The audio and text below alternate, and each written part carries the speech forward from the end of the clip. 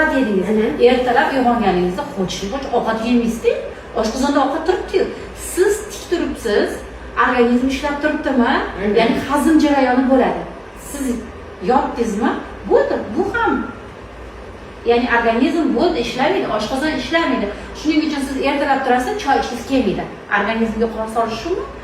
Siz agarda organizmga quloq solib, kechqurun ovqat yemasdan uxlasangiz, ertalab turasiz tetik bo'lib. Chunki aynan tunda yeyilgan ovqat bizda tunda gormonlar ishlaydi. Ya'ni melatonin gormoni, simotropin gormoni, grelin gormonlari ishlab chiqariladi. Ular esa sizni bir kunlik informatsiyangizni olib sortirovka qiladi.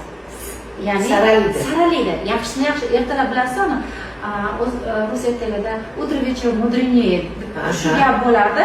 Yotib tursangiz, masalan, kechqurun uxlashdan oldin yotsangiz, bitta muammoingiz katta bo'lib